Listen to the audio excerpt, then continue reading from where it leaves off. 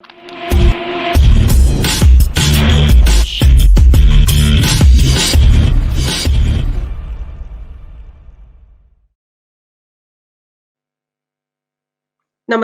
Good evening. Welcome to another episode of Turiya Talks. We have with us a very noted personality, Mr. Suparna Pathak. Sir will be talking about why business reporting does not find its pride place in vernacular journalism. Just to introduce a bit, Sir was an editor. Rather, Sir is still an editorial consultant with ABP Digital. And of course, we will get to know more about Sir from him only. Welcome to Turiya Talks, Sir. Yeah, thank you. Thank you for inviting me over. Tell me, what is your question? What do I talk about? Right. So, sir, first of all, I would like to understand what is the essence of accuracy in business reporting. Then we will talk about in vernacular language. You see, business journalism doesn't have any more specific accuracy than any other journalism. Journalism per se requires a huge degree of accuracy. Otherwise, you are talking about fiction. The journalism is all about reality. Journalism is all about facts, and journalism is all about events. So, therefore, I do not think that a business journalism per se has any other, you know, more specific degree of factual accuracy that is required of business journalism. Yeah, any good journalism, the accuracy that is required of business journalism is as much as it is required in from any other part of journalism. Right, So, sir. yeah. Sir, I wanted to understand how important is vernacular journalism in today's age and time. You see, I'm not going to get into statistics per se. This is uh, even anecdotal evidence suggests that even those who have completed degrees are not quite comfortable with the language that we are conversing in right now. So I think vernacular journalism to that extent has a pride of place in the sense that when it comes to communication and dishing out events and talking about events, the reach out is much greater in vernacular journalism than it is in English. Sir, will you talk about your experience of decades, like when you were heading the news bureau of ABP? uh, what kind of justice you did by writing most important topics, like any mutual fund story? Let's not talk about any companies, like the due coverage and the importance of it. So we would like to understand that. See, journalism is a part of communication. It's like now our life is all about communication. In fact, I was traveling today in the morning. I went to drop my auntie off at the airport, and I was thinking, what was it that I would be sort of bringing to the table in today's talk? And then a certain thing hit my head, like, for example, pandemic. Now, if we had talked about pandemic in 2019, I'm sure a huge part of the population would be totally unaware of it. A year down the line, all of us are talking about pandemic. Now, you see, the word as it's accepted in any form of in the relevant literature, that was just something that we think with. Say, I remember while talking about this, a particular TED talk that I heard from Javed Akhtar. I mean, he was absolutely good. He was saying that uh, the essence of his story was that words evolve socially through interactions. For example, cat. That is the thing that is the illustration that he had used, and I still remember it. He said, "Who said that it had to be cat? But cat it was." And when you talk about cat, we instantly map that to a specific type of animal and nothing else.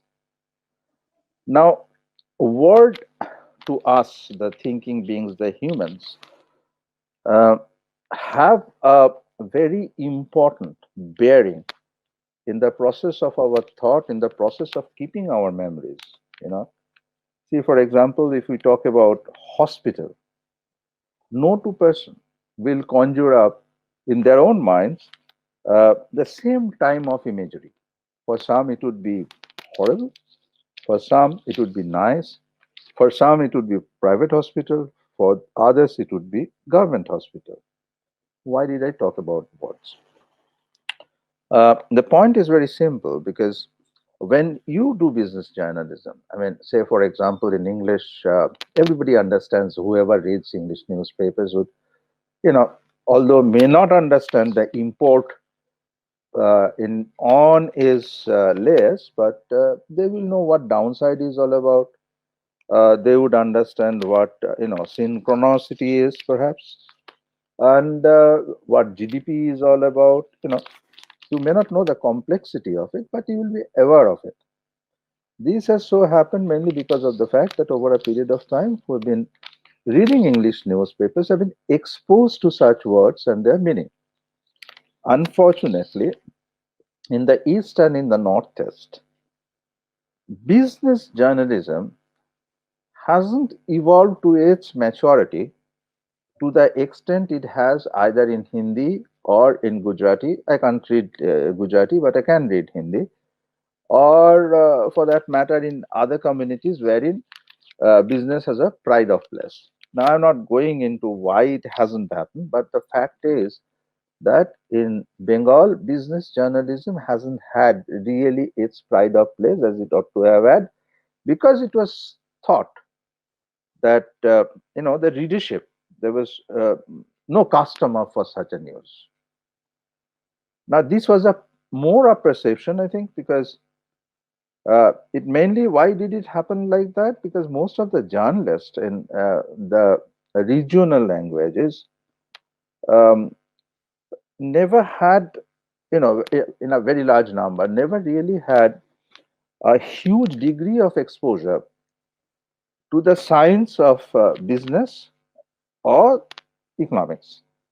And even if they had, they thought that if they were to do general reporting, they would be the Uttam Kumars of the day. I mean, that exactly is the case because most of my friends who had done sports reporting, say for example, are larger than their shoes. They are the stars.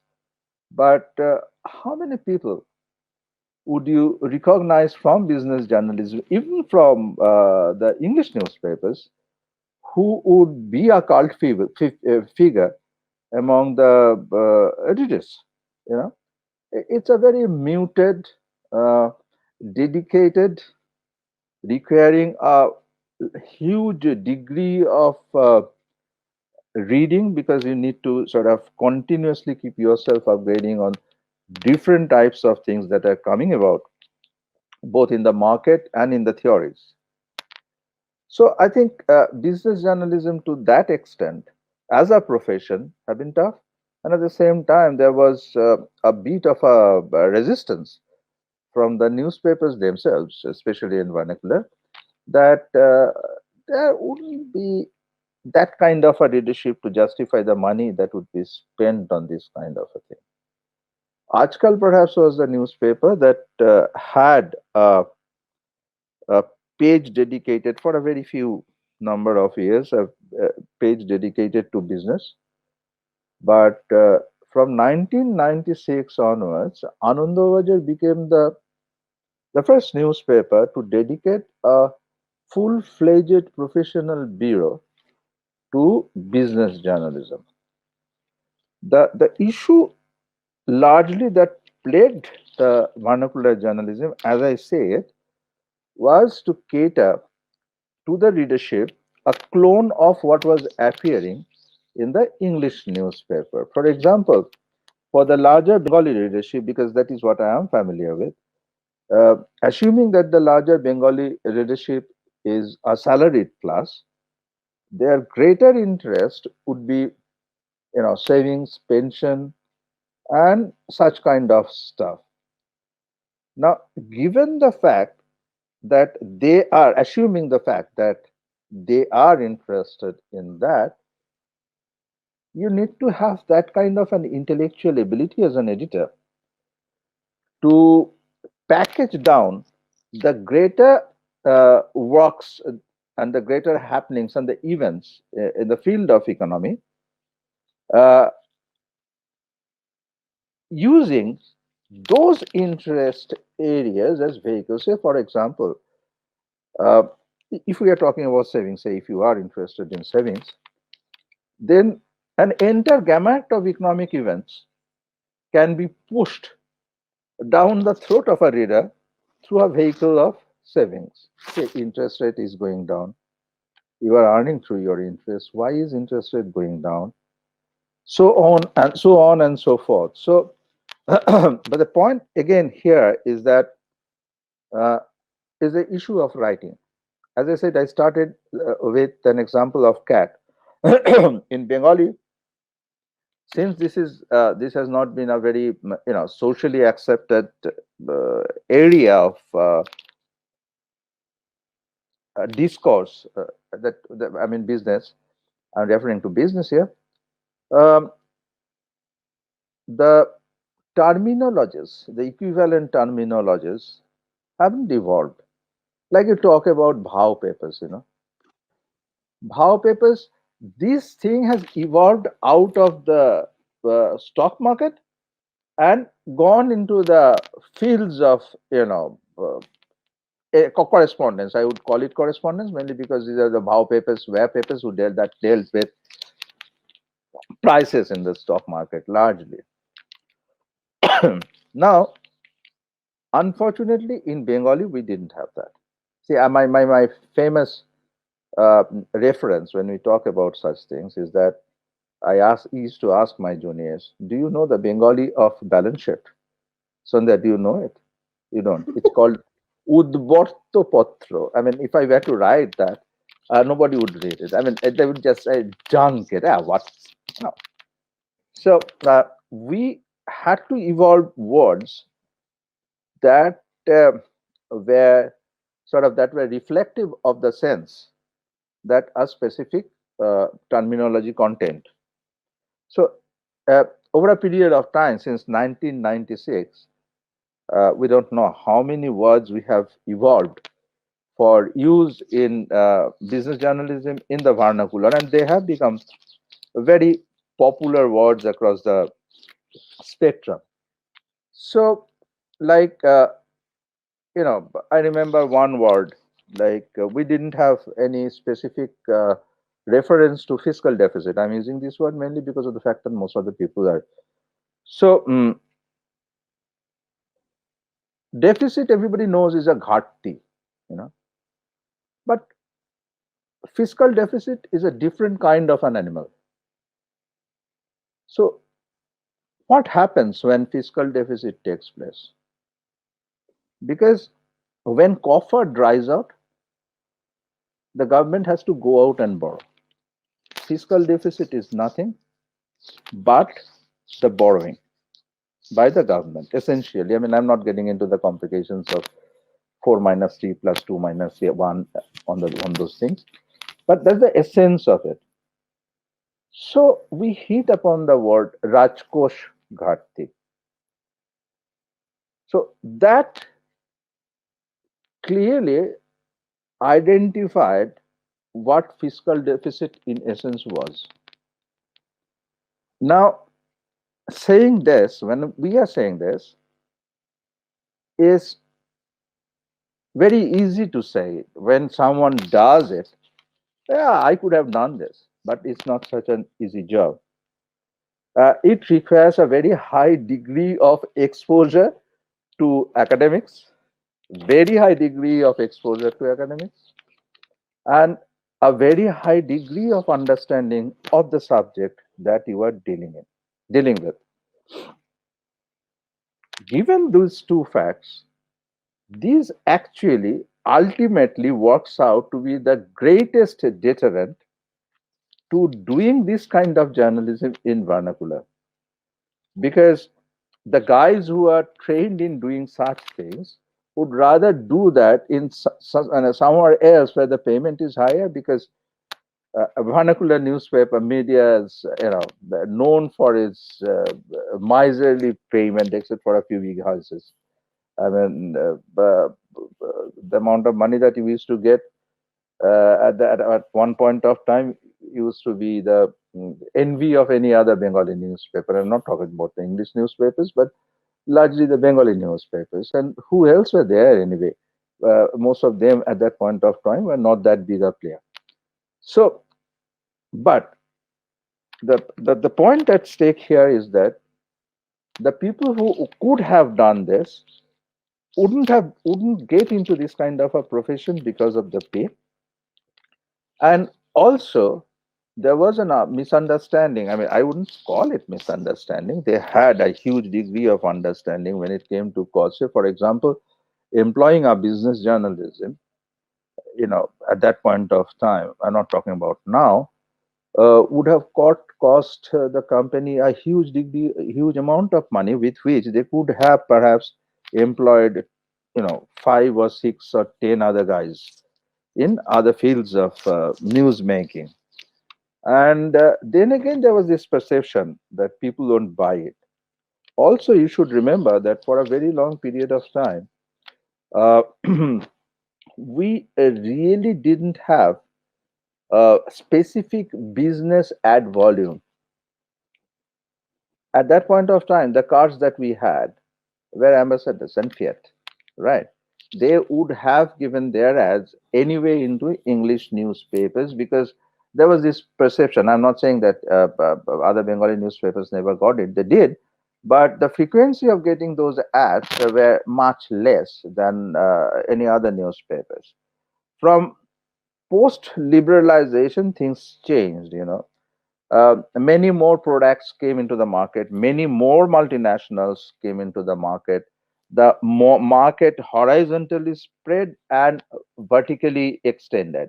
So we had more cars addressing people from different earning segments. Now, vernacular newspaper is notoriously known to be addressing readership up to middle class.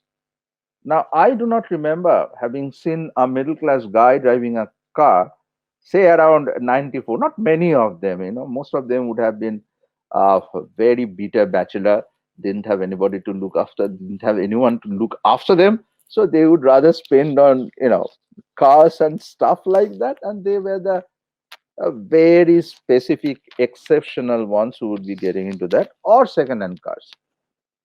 Only after Maruti 800 hit the market, which was way back, but that was a sole exception, as a result of which they didn't really require much of an advertisement. Once the Korean cars started coming in, the market heated up. And the market heated up with television sets and other stuff. So the advertisement, is the main source of earning for the newspapers, also heated up. And then there was again some kind of a, you know, I wouldn't call it resurgence, a newfound interest in what these products are all about. People started asking, which car should I go for? Because most of them didn't have any experience in terms of cars. So this car is more expensive, so I can afford it, so I should go for it. Do you have a garage of that size? Such questions, drove us to doing successful supplements on cars, how to choose cars and other things. So what I am talking about here is the fact that as the economy started changing from being public sector driven to a more liberalized, opened up economy, we had more products in the market. The producers of these goods also sought out communication channels to reach out to their probable customers. And once they started doing that, uh, those customers also started asking questions that why should I go for this? What would it mean for my money? How much should we spend? And then at the same time, if you remember, the insurance sector also opened up. So there were far too many. We didn't have actually, my father could never have thought of market in which you could buy insurance with so much of choices for your health. People always knew that if they, and there were not so many private hospitals as well. I remember in my younger days there was only one or two. Bellevue and Woodlands were the two private nursing homes, and rest of them were all either PG, Ajik, or medical college. And even the well used to go there. I mean, the Woodburn Ward. The demand was changing, and more importantly, the aspirations were changing. So the newbies, the guys in the 90s who got into the job for the first time, even if they had earned less, I mean, they didn't have much of till 2000, the salary explosion hadn't taken place. The salary disparity was not much. You can check that up on the this thing. But from 2000, the salary levels started exploding. Yeah, over the last 2 3 years, it has again imploded. But that was the point. I mean, people could aspire. A 21-year-old kid straight out of the university would aspire to buy a car. You know, we couldn't even think Or of it. or Yeah, maybe Tony? to aspire to dream his sweet home, dream Yeah, I home. mean, dream home. Yeah. Yeah. But then again, these kids had their homes. We didn't. The first thing that we had to do post joining the job was to take a loan at 60% interest. I still remember. The interest rate was 16%, but at the same time, the monthly income scheme in the post offices were churning out 18 to 19% interest on such deposits. But those were different days. Structure, most of the people now wouldn't even understand how the economy ran at that point of time with so much of interest being charged on loans. But the issue here is that the aspirations changed, wants changed, and people slowly and then again the compulsion to save in other places rather than the banks where the mutual fund came in. I'm not talking, this is the post UTI days. So uh, UTI bank transformed into Axis Bank. Slowly the UTI bank, I mean the UTI as a mutual fund paled into insignificance because there were other big houses dealing with such stuff. So it was an interesting phenomenon, but at the same time, the bouquet of options were getting bigger and bigger. And in tandem, the aspirations of the customers were also, I mean, talking about the middle class customers because we are talking here about the vernacular newspapers. So I think there was a demand for such stuff, but I do not remember except for my previous house, and now it's my house again. Uh, I cannot remember having seen any other vernacular newspaper indulging in generating, developing a professionally dedicated business bureau per se. Like in my time, there was a time when there were 11 of us, just 11. I mean, just think about the number. In a Bengali newspaper, there were 11 of us doing stories, you know, on business. I mean, and it was just not the business. We had a dedicated beat for the automobile segment. We had a dedicated beat for insurance. Um, I mean, forget about the quality of reporting and other things. And I think we did very well given the constraints that we had during our time. We did very well. And it's also true that some of us also become very famous within the industry. I'm not talking about that. We were not sports reporters, so we were not cult figures per se. But interestingly, Sandhya, you will find it very interesting.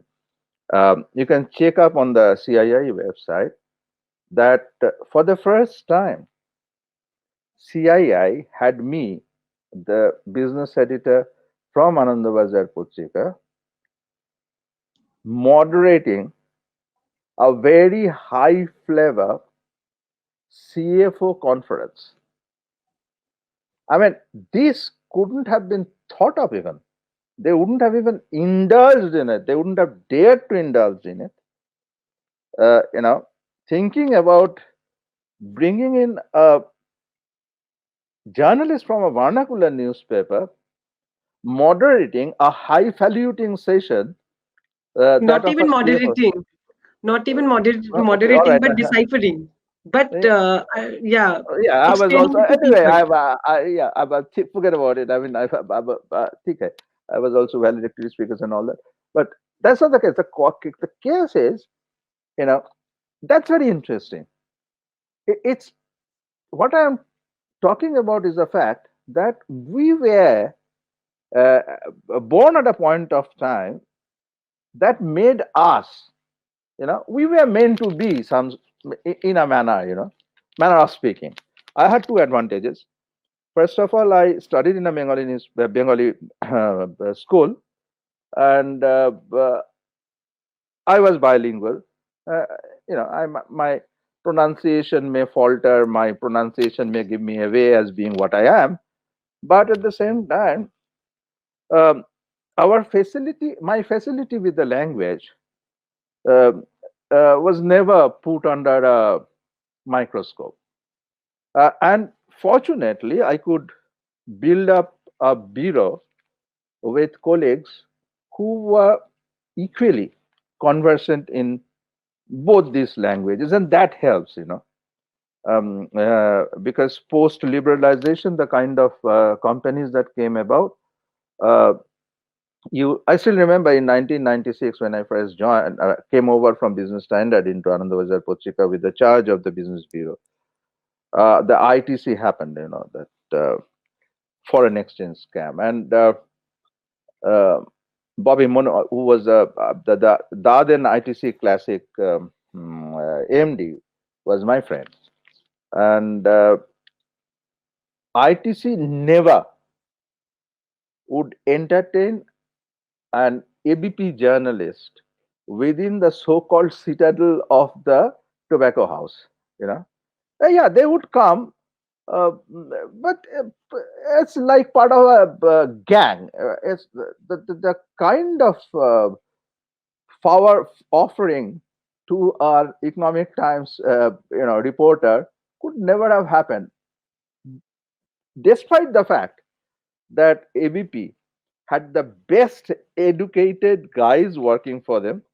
All of them were, you know, uh, top 10 in the university exams and all those things. They were far more intelligent, perhaps, than an ITC guy, but they would never be entertained as such. In fact, Alapun, my classmate, I mean, we were contemporaries. He was also the current chief secretary. He was also working with Anandabazar at that point of time. So, but yet the mindset, that matters. As I said, cat maps into your mind and the perception. They had that is what cat is all about. And then if you are coming from ABP, oh, he's a ABP journalist, and he's an ABP journalist, and instantly that kind of a mapping operates. Oh, yeah, he wouldn't understand anything about maths, at that point of time, and the guys that I have in my mind and I'm talking about, they were physics first class first, and they wouldn't understand mathematics. And he studied in an English medium school, the same school that probably the ITC Classic MD had gone to, but no, since he is from ABP, he doesn't know this. So these were the challenges that we had to face, and it was not only with uh, developing a new mode of communication in vernacular language, which is Bengali, to address our needs for business journalism, we had to deal with such obstacles as mindset. Unfortunately, however, there seems again to be a slide over the last 4 or 5 years. I don't know why it is happening, but maybe because business has not been quite good for various reasons. I mean, globally also there has been an ebb in the business growth, as we know of. So that remained as an obstacle, and some of the development of the language for business journalism has suffered in the process, the last few years. I must be, honest in saying that. Since you have talked about this global aspect of business, also, my question to you, sir, how is the field of business journalism being affected due to the pandemic? Will you be able to throw some light on this? See, I do not see that business journalism has particularly, business. You can pick out business journalism as having been particularly badly hit. Uh, all journalism, all journalists have been hit one way or the other because most of the houses have suffered in terms of business. And you don't really make money by selling newspapers. You selling newspapers, your circulation figures are just a draw for getting your, you know, advertisements. I mean, the greater is your spread, the higher is the chance of getting in more and more advertisements from various segments of advertisers. But I would say that uh, last 4 or 5 years have been particularly bad for the people from the print media. Um, we are also to blame in a manner. I mean, I would say that most of the newspaper houses also ignored the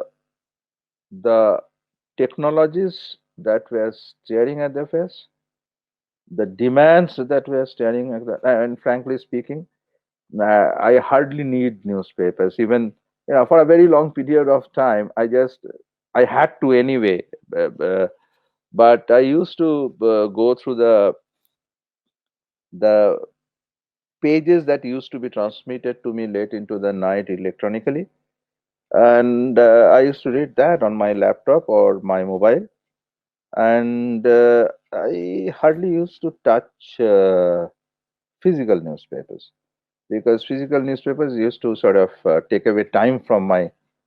I could just sort of open my laptop or my mobile and read all those pages while going to the office, sitting at the back seat of the car or whatever medium of transport I was in. And my son, who is 30, has, I do not remember having seen him ever reading a newspaper. But I had a doubt whether he knows about what is happening next door. But But still, then he is updated. yet I found him, to my amazement, when he was in high school, passionately talking about the Republicans versus the Democrats, Congress, and the CPM here, how they fare, all such stuff that some of them I even wasn't aware of that he was talking about. So some of us had missed the bus, and the kind of churn that came about would be explained by the fact that the powers that be in the newspaper really missed the signals. So those who have been able to successfully switch to the digital. Now, here I want to make a point. You might ask that why is it that most of the people have failed to make a mark in the digital media while they were very successful in the print? I would say that, you know, like in the TV, if you are in the TV, it requires a different kind of addiction, right? Uh, just a minute, sorry. Yeah. So,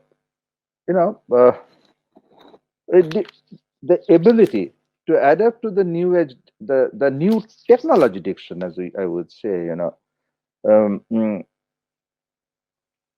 that somehow has not been encouraged to that extent. See, I still remember I never could write more than 600 words on any event, but there were people who would keep writing and writing and writing, and they would be, some of them were very big stars in the newspaper world, and being bosses, the sub editors would find it difficult to tell them not to write anymore. Now, say for example, we are doing this. Uh, Nobody can keep an eyeball grabbed for more than say about 20 minutes or so. So the point here to note is that uh, we need to float with the dynamics. We need to be dynamic. There was a time when we would write copies out on pages and then we would fax it across. Before that, there was a day of teleprinter. Every reporter would carry a postal card in his pocket, which was which needed to be submitted, and against that postal card, the company would be charged the money for faxing it across or sending it through teleprinter. Telex thing. I do not know whether you have ever seen those things. No, no, of Uh, course not. uh, so, uh, so every newspaper had bunks of teleprinters spewing out copies from UNI and PTI, coming out in rolls. So, and then came the age of internet and laptops and other things. So people started giving up pen and paper and writing on these things.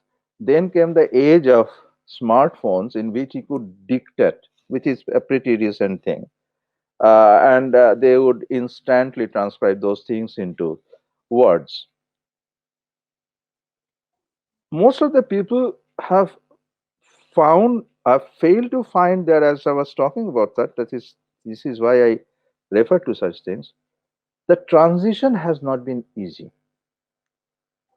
Those who are could easily write with pen and paper found it difficult to tap out their copies on computers.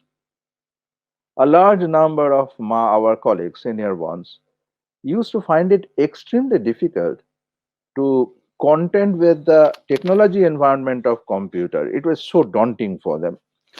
Uh, and the same thing is happening, like if you write something more than 450 to 500 words on the net, people won't read through the entire copy. They don't have the time. So you cannot take that kind of a sleepy style, a delayed intro. At our point of time, we used to call it a delayed intro. Those who would be more skillful with words would write an oblique reference to the copy that would come late into the length of the copy. So that used to be called a delayed intro. People are now more blunt. The sophistication in this society is getting lost. You have to bluntly, you have to hit the nail on the head from the beginning, right from the word go. How would is the question that is marking the difference between the people who have successfully transited into the digital age and those who are yet floundering and trying to find their way into the new age journalism. And then again, there is the issue of accessing the facts, the data.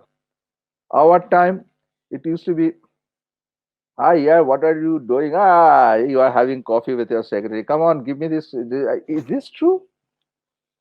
And then you have one kind of one that used to be called contacts, right?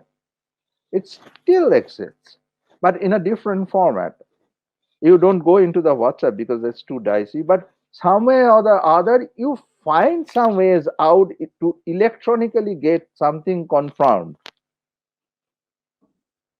And the scope of meeting one to one is getting less and less. So those days of easy living are gone. Things have been much more direct, and the fact that things have become much more direct, it requires a greater degree of ability to handle figures fast. Most of the figures are now available on the net. Yet, on the same news handled by two different newspapers, you'd find one is uh, fact deficient in facts, and the other would be surplus in facts. There would be very few news which would balance between the two. The lack of balance happens mainly because of the fact that most of the people are so daunted by the facts available on the net and fearing that their competitor would kill them with facts, they tend to deluge the reader with facts. That again is not required. So, the skill of finding the facts, getting the right facts out of a labyrinth of what you have on the screen has become the skill. Now, this is something which cannot be taught. Nobody can teach you journalism. You just pick that up, somebody guides you. No, you could, if you write this sentence, this one looks better. If you write this sentence, see, this one looks better. And then you generate your own style of writing and speaking. No one told me how to speak, you know formally on the stage. It evolved. Similarly, writing is also a skill that evolves. Nobody can teach you, like an art form. And do not forget that this is also an art form. I know some of my colleagues would be mighty agree with me having called this an art form, but I still think handling words is an art form. It requires a huge degree of skill. So I would say that vernacular in the digital age is again challenged now, on top of all the challenges that we had talked about, is now challenged by the technology on two score. One is that writing Bengali, have you ever tried writing Bengali or the Indic script or with Vrinda? You will find that if you are writing this, the conjuncts break, and then you need to bring them together by either adding space or doing something about it. So to that extent, it becomes slower.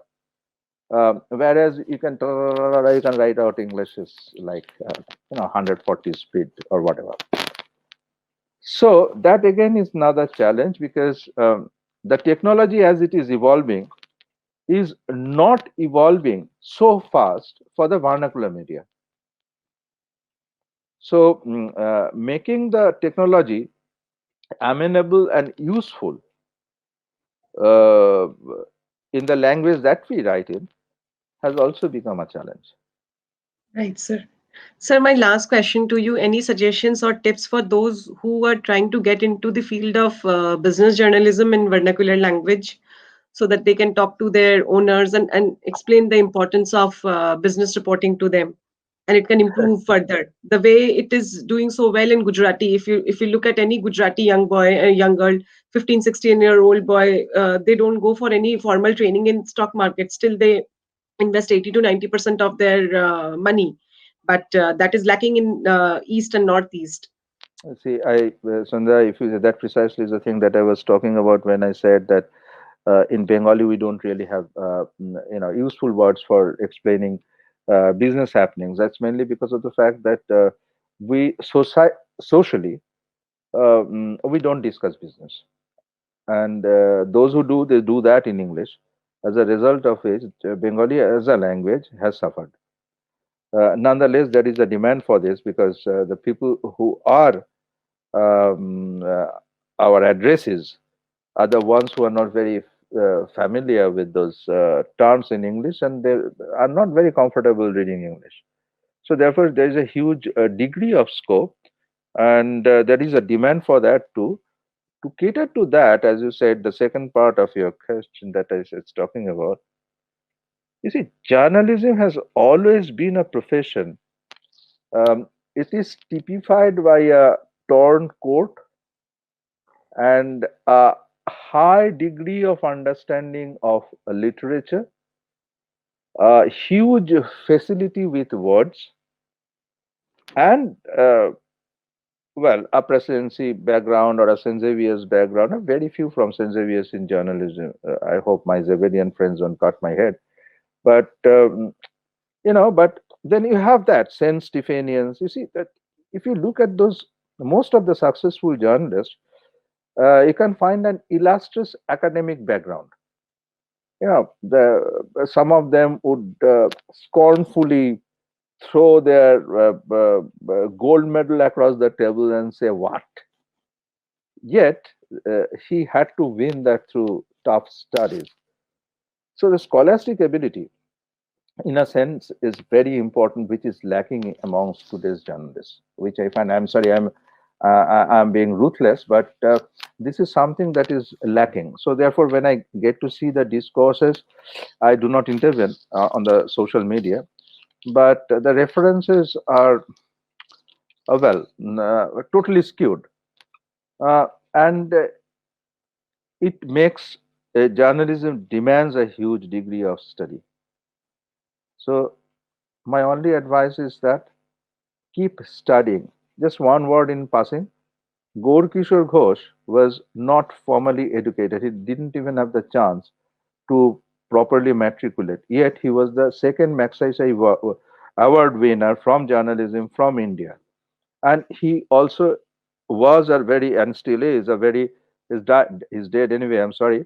But, he would have been nearly 100, no, 95 or 96, 100. Yeah. So all that I'm saying is the fact that that didn't take away his ability to hold a discourse with you know bigger intellectuals, very famous intellectuals. So why did he do that? Because he was intellectually he the yes, right, the word here is that keep widening your intellectual bandwidth. If you want to get into journalism, you have to do that.